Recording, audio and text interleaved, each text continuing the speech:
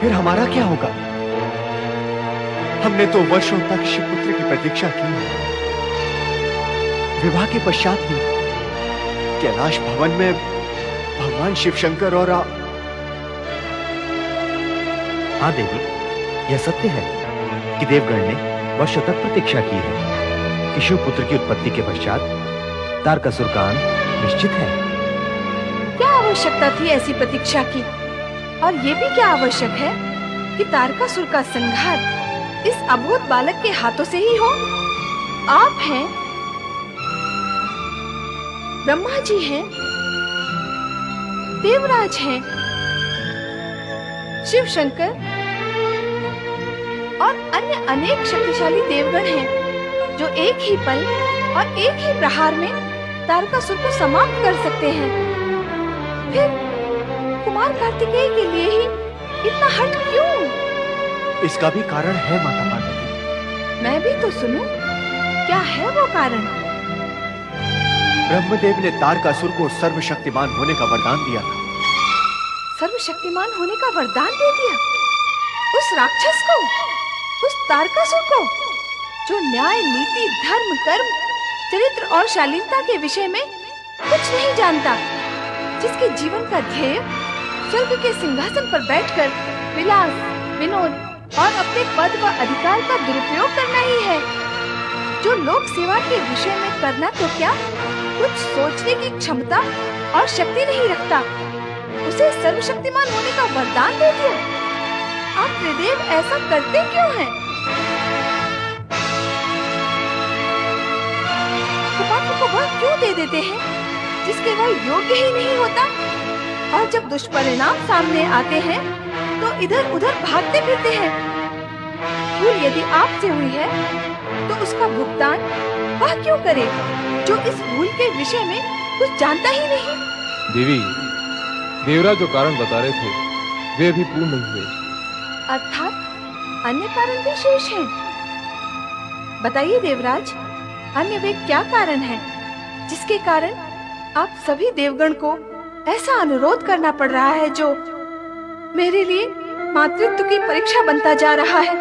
नहीं माता पार्वती, हम आपकी परीक्षा लेने की धृष्टता नहीं कर सकते।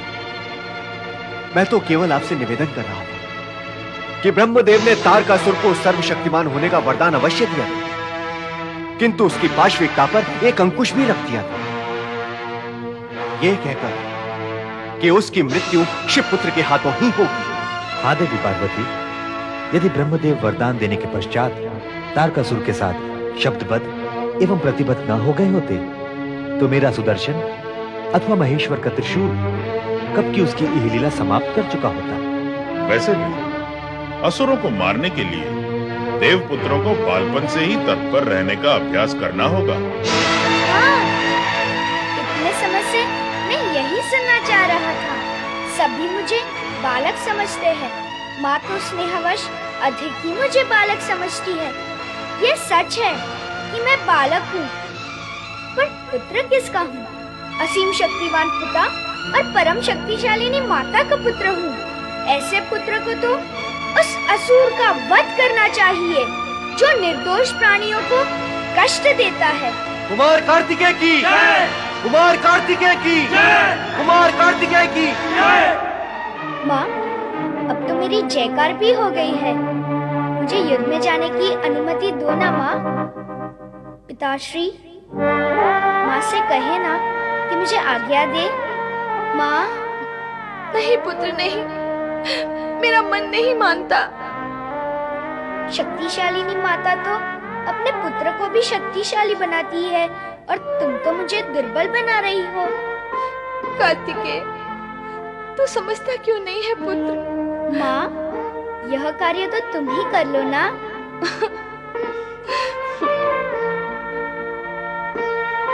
तुम्हारी इस मुस्कान का अर्थ हाँ है ना माँ? चतुराई दिखा रहा है माँ को? नहीं, वीरता दिखाना चाहता हूँ। असुरों का संहार करके माँ को दिखाना चाहता हूँ कि पिताश्री और माँ का आशीर्वाद पुत्र को कितना शक्तिशाली बना देता है। जिस पुत्र के सिर पर शिव शक्ति का वरद हस्त है, उसे कौन परास्त कर सकता है माँ? पर कार्तिकेय, मुझे अवसर दो माँ, फिर अनुमति और अंत में आशीर्वाद दो माँ। चाहो तो तीनों में से केवल एक दो, शेष दो तो स्वयं सब मिल जाएंगे। इतना बोलना कैसे आ गया तुझे? क्या नहीं आएगा? ज्ञानी, ध्यानी, दिव्यानी माता पिता का पुत्र हूँ मैं। माँ, मैंने अपने माता पिता का नाम गर्व से उन्नत करने का निश्चय कर लिया है, और वह मैं देवगण के हित में कुछ करके ही कर सकूंगा। अब विलंब ना करो माँ। बहुत कठिन काम है मेरे लिए पुत्र। सारे जगत की कठिनाइयाँ को दूर करने वाले पिता का पुत्र हूँ मैं। फिर मेरे लिए कठिन क्या है? शिव पुत्र हूँ तो आधा शिव ही हूँ।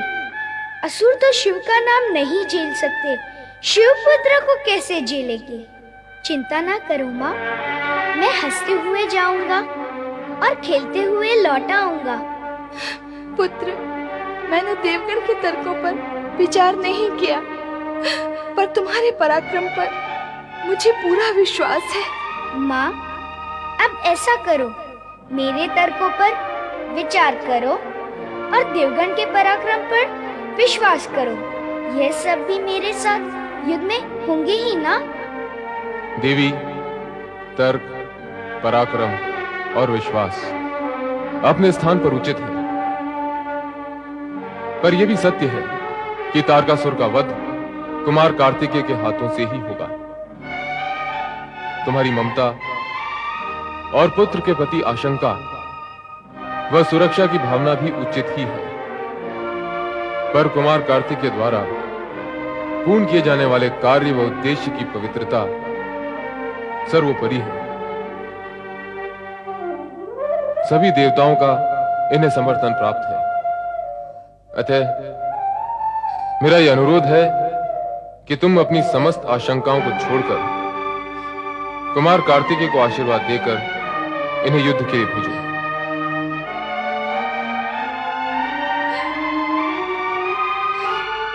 जगत के कल्याण के लिए पिताश्री का अनुरोध मानकर मुझे आज्ञा दो ना माँ। विजयी भव। और इस प्रकार सभी देवगण की प्रार्थना को स्वीकार करते हुए तथा मां पार्वती की अनुमति प्राप्त कर भगवान शिव ने कार्तिकेय को देव सेनापति नियुक्त कर दिया।